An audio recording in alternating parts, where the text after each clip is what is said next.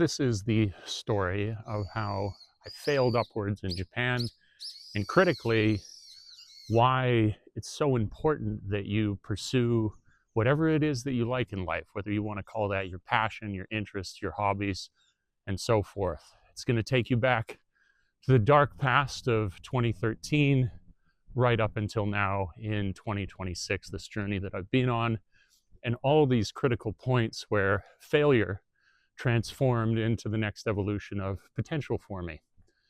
So to set the stage, it's 2013. I was working in Canada as a busser at Black and Blue Steakhouse in Vancouver. And I was working there because for the last 3 to 5 years after I'd graduated, actually 3 years, when I graduated in 2010 from university with a history degree, that there were no jobs to be found. It turns out that not that many businesses are interested in the Qing dynasty or in Japanese history. And I couldn't get anything. But one of the things that really interested me, as I said there, was history. And I'd studied Japan. And at the time, I had a very good friend that I grew up with, and he had come over and lived in Japan. And I'd always wondered where he'd gone. That was some inspiration for me to actually study the history of it when I was in university. And I thought, well, if I'm not having any luck here, why not go on a grand adventure? This is something very much instilled in me by my father. He says, you know what the cure for boredom is? It's adventure. And I prescribe to that. So I went through the process of applying for JET and was promptly rejected, and instead just looked for the easiest way that I could possibly find into the country. And if you don't know by now, it's usually one of these dispatch companies. And you could list them like Berlitz or Nova or Interac or whatever. It's these kind of middlemen that then have contracts with school boards to get you over to the country. And so I came over with Interac. And to begin with, it was a huge improvement for me because coming from like a busser's wage, like I just cleared tables. I was damn good at it, but you only make so much money, even in a fancy steakhouse like the one that I was working in. Not really sustainable. I was going into debt. I would work 10 days in a row and still barely be able to pay my rent in Vancouver. And so when I came over, I was initially paid 250,000 yen. In the first year, it was especially good because you don't have any record of income. And so that for me was incredible. And I lived in a tiny Leo palace, but again, it was affordable. I had extra money in my pocket as I'd never had before. I was drowning in debt previous to that. And so it felt like a good life. But then I've always had, regardless of my situation, I've had ambition. When I was bussing tables, I was trying to become a server, but I failed at that, which led me over to Japan. I could never become a server. Didn't have the skill set, I suppose. So I worked for Interac, and after the first year I said, is there any sort of like path into management or anything like that I could get some upwards trajectory in here? And they said, maybe, like we want you to get more experience though before we'd go down that path. And understandably so, I thought at the time. When I arrived to the third year, they did say, all right, Dave, you're one of the good ones. And so we are going to give you a raise. I was like, oh, this is amazing. Can't believe it. I'm going to get a raise this is the first raise I've ever gotten in my entire life. And I'm like 29 years old. And they said, we are going to pay you an extra 5,000 yen per month, which when I compared that against inflation, it was less than inflation at the time. So it didn't feel that awesome. And it felt like this new adventure that I had embarked on was a failure because I had spent these 3 years hopefully building up this experience to then be valued more, to then be paid more, you know, the usual, like how you envision a career trajectory. And that wasn't cutting it. And I thought, well, I think I'm running into a glass ceiling here. But during this time, I always watch tons of movies, and I think it's like, I recognize now like a real golden era in the 90s, and my dad took me to everything. And so this is to say, I enjoyed filming, or I enjoyed the idea of cinema, and I thought, well, when I come over, I should start a YouTube channel, if only to create some sort of better way that I could communicate with my family, like I think a lot of J vloggers do, where they're like, yeah, this will be a way to stay connected. And that kept me engaged. It kept me interested in life here, regardless of their traditional career path, not really gaining anything. And then lo and behold, when I was considering, I think I just got to pack up and go back to Canada, it was through my YouTube channel that a subscriber, when I shared a video about this, I was saying, you know, this is kind of the state of things. I think I may have to go back. He said to me, you know, I work for a board of education, Kyoiku Inkai, up in Ibaraki, and they're hiring soon. You know, I could be a reference for you. And this was an incredibly humbling experience, because I thought, this gentleman, he barely even knows me, and he's going to put his reputation really on the line to go to bat for me. And I said, well, if you feel comfortable with that, like, I would love to stay in the country. I've somewhat failed here to find any further progress, so I have nothing to lose. I might as well try and do this. And I went up and I applied in Ibaraki, and the town was called Kasama. And it was so funny, on the day when I went in for the interview, he had quite a good reputation. And everybody was saying to me, oh, you're Jonathan's good friend. And bear in mind, I had not yet met Jonathan. he was only a subscriber that we had spoken to each other through the comment section, but I assured them we were great old pals. And because of my interest, passion, hobby, whatever you want to call it, I was able to fail upwards. I got hired by the Board of Education, and that was quite a challenge for me too. It felt like a great moment to overcome something, because when they hire you for this, they conduct the interviews, or a portion of them, entirely in Japanese. And so I had taken lessons, I had studied, but that was quite intimidating for me at the time. And so I studied up and I got through it.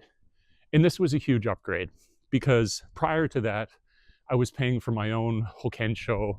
I was doing all of my, the pension payments myself. Everything was more expensive. I'd maxed out at the 250,000. They never paid me more. Whereas when I went to the Kyoiku Inkai, they start you at 300,000. And then if you worked there continuously, they would give you raises every single year. And so it was a huge upgrade. Pension, healthcare, salary, and because I had followed this interest that I had. And I became indeed great friends with Jonathan. He and a good friend as well from there now, actually it's around here, they approached me one day after whatever meeting and kind of conspiratorially asked, do you play D&D? And I never had, but I always dreamed of it when I was a kid. I was like, what could be more fun than participating in sort of a living story? Because that's what D&D is. It's like you're telling each other a story that you're playing in. And so we're like great D&D friends. I haven't been able to do it as much recently, but we played a lot of D&D together. And so I worked there for about 4 years, and I worked at a really troubled school. It was called Iwama Daisan Shogakko. So that's the elementary school. And it had a reputation for having some of the poorest families in the neighborhood and lots of behavioral problems. But the people there were so wonderful that I didn't mind. I enjoyed it, in fact. It was a good experience until the 4th year, where with one of these contracts that you get, they do not guarantee that you are hired next year. You're on a single contract, which then you would renew every single year, with the assumption that if you didn't screw everything up, that you would be hired again. And I was told that in my 4th year, everything was hunky-dory, everything's going well, and that I would be hired again. But then I got the renewal letter, or it was to be a renewal letter, and they said, we don't believe this relationship is good. We're not going to hire you again. I was like, oh man, that really sucks. I failed again. But as luck would have it, I have this incredible friend. We're going to hang out this evening, actually. And I had referred him to work there. He had we'd met each other when I first came to Japan. We kind of vouched for each other for a couple of jobs, but then I got him in to this board of education. And when he heard about this, he was like, that's crazy. What are they doing? Like, this makes no sense. And from having had this relationship, he said, I'm going to do whatever I can do to help you out with this. I am going to help you find a job. And he's really good at finding jobs. And so he went on this mad rampage, and in a very short period of time, found a job at a shiritsu, at a private school. And they hired me, and I got into there. And this again was a kind of failing upward, because where the Kyoiku was good, you're still this AET, and you're an assistant teacher, whereas they had this really intense English program at the private school where, because they had a full foreign department, there was like 10 foreign English teachers there. That's how serious they took it. That the school, it was this rare instance where they would be able to sponsor a teaching license for you, that rather than assist classes, you would be able to teach your own class. And this is the first time I ever had that experience. So I got sponsored for the work visa. I then ended up with this amazing class. I'll never forget them, where, just get this, it was like 6 kids, and it was a middle school, and I was assigned the first grade. And these kids in this advanced class that I would look after were basically bilingual kids. They were kids that had lived abroad and could communicate very well in English. Of course, you're still going to teach them. Everyone could be a little bit better, but that was incredible. So I failed upwards again. And in this case, because of a good relationship, also the virtues of just treating people well, other than having your own passion. And I was there for a year. It was really intense. It was one of these unpaid overtime places, which is pretty tough to do. You get into exam periods where you had to create these really intense exams for them for each grade, and you would be working till 9 o'clock at night, coming back at 7 in the morning the next day. And I kind of wanted to get out. And as luck would have it, while I was working there, again, another subscriber suggested to me that, hey Dave, there's this channel and they're looking for a host with anyone who has like good editing experience and a little bit of a footprint on YouTube. I was thinking maybe if you applied for this, that you could be the host of that channel. And that channel was Wao only in Japan. I thought, why not? I'll apply for this. And it would be cool, because I thought, if only for the fact that it was a very large channel, perhaps if I did a good job making videos for them, that it could drive engagement towards what I was creating. And it was another opportunity yet again to be able to do what I was interested in, which was creating these videos. And so I applied, I went through the process, and I was successful. They actually brought me on as a host. But it had a catch, is that this channel, had a falling out with the previous host, where the corporate structure had taken control from who I believe was the founder of the channel. So you can imagine then that the perception of me is big, evil corporate host coming in to replace this much beloved host. I'm of a totally different flavor from them. And so I was universally panned. Not a lot of love. I mean, there were some people, but overwhelmingly not so great. So I did that for I'd moved to Kyoto to do that. And I did it for about a year and a half, about a year. And I failed again because I could not get the views. I couldn't get the attention. I couldn't win over the audience. But I am proud of what I made there. One video particularly was about going to Iwaki, which is near Fukushima, and kind of covering the whole area there. We made a really cool video. And some of the most artistic stuff that I've ever done as well. There was this place, these hikes called the Mine Trails in Nara. And where was it? It was Nara, Yoshino. And I did, cool kind of music videos. But again, I got to the end of this year and I felt like I'd failed because I couldn't win over the audience. And I thought, well, I don't know about the teaching thing now, because I've done every level of teaching. I got the teaching license. This YouTube thing, much as I'm trying to do it, I'm a middling channel. I'm proud of a couple of thousand views that I can get here and there, but you're not going to support yourself. Well, my father was a programmer. He was a electrical engineer, and he was a software engineer all through the 90s. And I thought, you know what? He is so skilled at that, and has told me that much as I may lack in the math department, that it's more a logical exercise. And perhaps I could have skill with that because he had skill with that. Maybe it's in my blood. And so I looked up coding boot camps, and I found Code Chrysalis and I found Lewagen. I studied for 3 months, and then I went to the coding boot camp, and there was about 50 people there. It was very international, and it was exciting at first. Which way do we go? Don't want to interrupt families. It was exciting at first. And for about roughly 2 days, I did pretty well. And I was helping people, and I felt competent, and I was able to do well in the challenges that we were given. And then on the 3rd day, I immediately realized that I was probably in the bottom 3 people in a class of about 50 in terms of coding ability, and I had once again failed.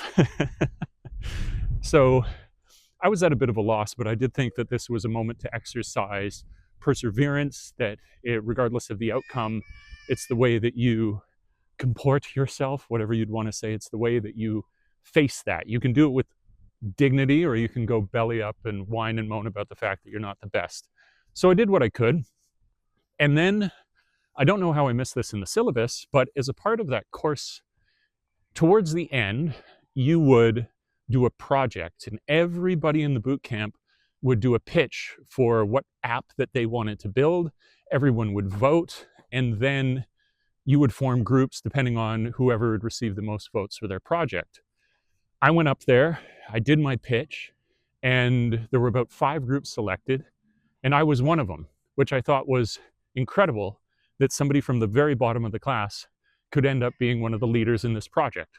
So I had failed in one context and succeeded in another. And then we went on to build our projects, and our group did very well. There was very little infighting, a very clear vision on what we wanted to accomplish. And so we succeeded. And I came out the end of that course thinking, well, I got to do something drastic, because what people are usually coming to this course for is that they're going to get a skill set which will then get them hired. Well, being a great leader but with no coding ability isn't exactly high demand right now. That's not really an entry-level position.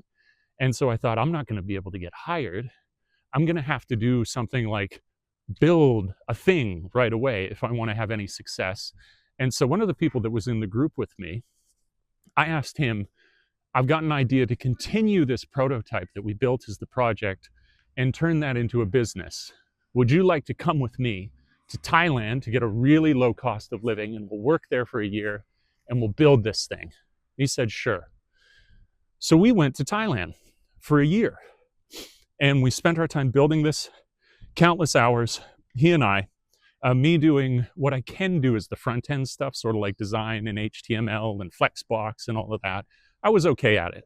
And he could handle the coding aspect because he was actually one of the top ranking students in the whole thing. And so we built it for a year. I was very proud of it. And I came back after that year to Canada, and I spoke to my brother, and I said, what do you think of what I've created? It's now like, almost 2 years since I did the coding boot camp. What's your assessment? My brother is a savvy entrepreneur. He ran 2 successful businesses. He still does now. And I really value his opinion. And it was his determination that what I had built was a piece of garbage. Not exactly, but it was that what I had created was too in competition with larger established competitors. And so unless I was going to do something absolutely drastic to differentiate myself, I was just going to be absolutely stomped on in terms of the competition. And so yet again, I had failed. And I appreciated, though, the honesty of it, because like the most valuable friend that you have is the one that will tell you the news that you don't want to hear. And that's very much what my brother did for me. As he told me the tough love. He told me the tough facts. Like, this ain't going to cut it. So I thought, okay, well, I did develop a little bit of skill. I have learned somewhat to be, I can be in the leadership role. Well, I have an idea for one